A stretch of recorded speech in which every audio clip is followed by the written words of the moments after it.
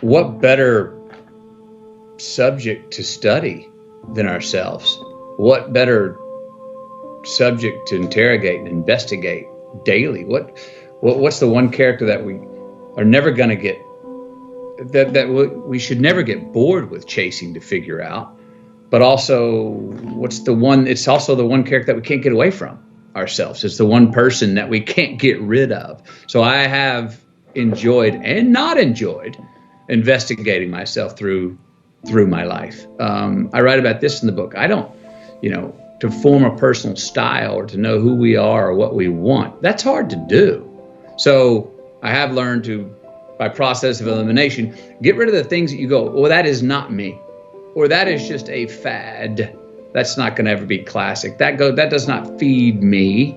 That may be, for instance, there's certain pursuits we go, yeah, that may be an immediate green light that's just plugged into a battery, but that light's going to go out because that battery's going to die. That's not truly solar powered green light. So style is finding those things where we go, oh, that's a solar powered green light. That's who I am and who I am not. So we figured out who we're not first. I found that I was able to figure out who I was by process of elimination. It's also, I'd rather be a good man than a nice guy. That happens later, and that's part of style. I've always said this: I'd rather have an asshole than a dork. Why? Because at least I know where the asshole stands.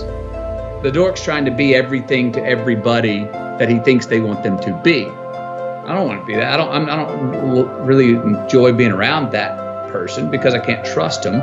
And when I've been one, I couldn't trust myself. So style is also about, once you do find your frequency on something, go forward if you're a non-tyrant and don't ask permission. And that's the not giving a damn part. I've found that the world will actually acquiesce and go, yeah, I'll give you a green light on that, if you actually go forward and mean it, you're going to do it by hook or by crook and not ask permission. Don't give a damn about the awareness. Don't get objective. Don't hop out of yourself and say, how am I being received? Early. The best work I've done, and I am very aware of that, but then the best work I've done in my career is when my head's down in the process and it is completely a subjective experience and I don't give a damn what you think about it or what anyone else thinks about it. And I sure as hell don't give a damn about the result because I'm in it. And I'm so in it that the last day of shooting, they yell wrap and I go, okay, I'll see y'all tomorrow morning for tomorrow's work. And they go, no, it's over. Like, we finished film shooting wrap. There is no tomorrow. Then I'm become objective for the first time. So in many ways, and I think especially today, not just in acting a career, but in all of our careers, athletes, everything is with so much room to be objective. What are we on our phone? There's a jumbotron, immediate response when we put something out. We may be becoming too objective or measuring too aware, giving too much credence to awareness of, oh, how am I perceived? Kids these days, it's what they put out, how it's received. If it's got enough thumbs up, they have a good day. If it's got enough thumbs down, they have a bad day. So our being and our attitude and how we feel about ourselves is more reliant. We're letting it be more reliant on what other people think about us today than ever before. I say lean into the subjective. I don't give a damn about what anyone else thinks. I'm done it, but I'm going to chase down and do what's truest to me. Was a trying one for me where I had to find my identity and was forced to go introspective. I ran across some very odd dealings. And what was valuable about the year is, remember where I was coming from? All the green lights I was catching, rolling. Well, all of a sudden that was a screeching red light halt. I had no car. I had no money. I had no girlfriend. I had no buddies. I had no golf clubs. I did have a curfew, and I just had nobody I could question. So I started writing letters, and a lot of people wouldn't return those letters because those letters, I understand, they were getting very heady and they were long and they were laborious letters to whoever was reading them on the other end of the line. So I began writing letters to myself, and then I'd write a letter back to myself. Well, I won't give you all the details, but I decided to create resistance in my life, things that I can overcome daily. Basically, I didn't know it then, but I was just to keep my insanity. Sometimes when we're lost and we're like, I don't know what the hell's going on in life. For me, I began running 6 miles a day. I decided to become celibate for the entire year. I become a vegetarian.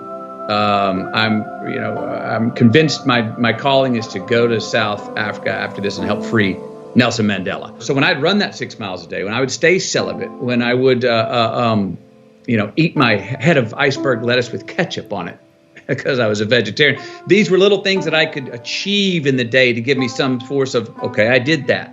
Gave me some sort of sanity. You know what I mean? But during the week, I needed these little things to go, okay, I can check that off my list because the rest of my life is anarchy right now.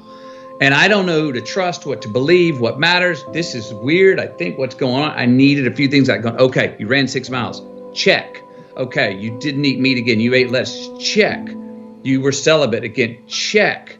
I needed these restrictions to give me some form or give me some sense of structure where I could just feel my feet on the ground and go, I'm holding my head above water going through this time, but at least I know what rope to hold on to. And it's these disciplines that I put in front of myself.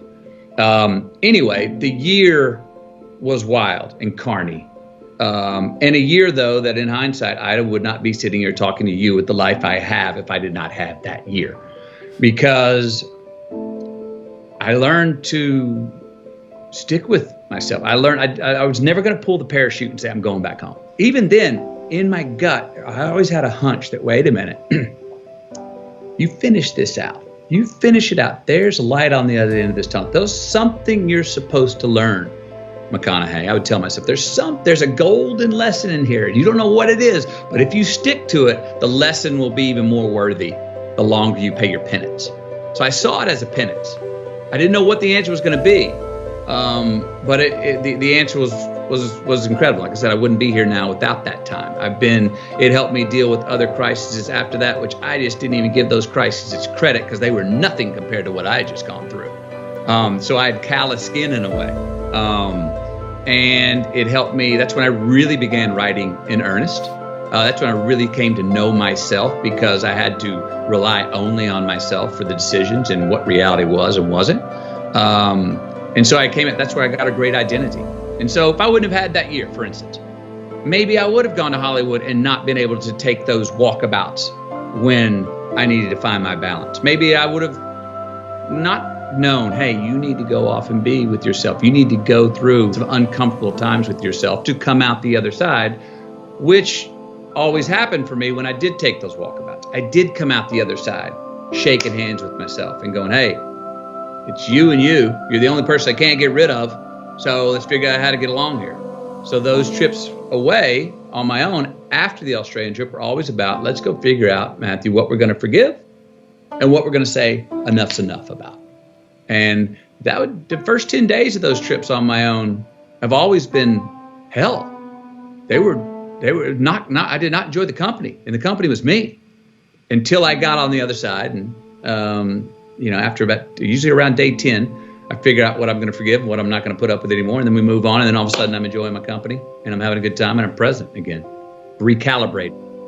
I do think that there's great value in being alone. And if we are alone and we get bored and we don't like the company, ding, may that light go off to say that does not mean we need to pick up our phone to get some attention or go to the bottle to ease the anxiety or go online to get some feedback to entertain ourselves. No, it's actually a great time to say, no, sit here in that discomfort long enough to go, okay, until you come out the other side to go, all right, I'm good with me again.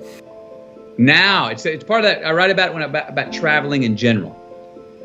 Ideally, you don't go to a place, I always say this, I don't want to leave a place I travel to until I get to the point of going, I could live here. This could be my existence. And as soon as I get to that point, then I'm like, okay, you can go. Now I can go. That's the same thing in the personal journeys. Stick with it till you get through the discomfortable to uncomfortable times until you go, you know what? I can spend time with myself. I could do this. I could do this forever. Well, then it's okay to go re-engage, pick up your phone, go see your friends, go have a drink, what have you, go look for those things that are other relationships in life. But hopefully not until. There's great value in not doing that until you go, I'm good with me and me for right now. The breakthrough is, I don't go there going, oh, I'm going to I got to work something out. It's more about I'm going to put myself in a place where I'm going to be forced to work something out. And that goes back to that place you're talking about that's very hard to find. Sometimes we don't know what it is we're trying to figure out, but can we put ourselves in a place that may be very uncomfortable where you're going to go, well, I'm going to be forced to. So I go to a place where no one knows my name, does not have any idea that I'm an actor, has never seen my face, has no idea if I'm famous, does not speak the same language, which is another thing to force you on yourself because you get in a Socratic dialogue because you don't understand what everyone's talking about. And you are then forced to have a Socratic dialogue. You're forced to put a pen to paper for your own entertainment. And you're forced to quiet times where you're sitting there wishing you could go to sleep because it feels like it's 10 p.m., but it's actually only 5 p.m. And you're like, holy shit, time's moving so slow with this day, hurry up. It's uncomfortable. Oh, okay. 10, 12 days after that, I'm not enjoying the trip, but I know I have a destination. I have a place that I'm going that's 22 days away. My flight back is not for another 22 days. So I'm not going anywhere for 22 days. And I've arrived and say we're on day 10 and I'm going through hell and not enjoying myself.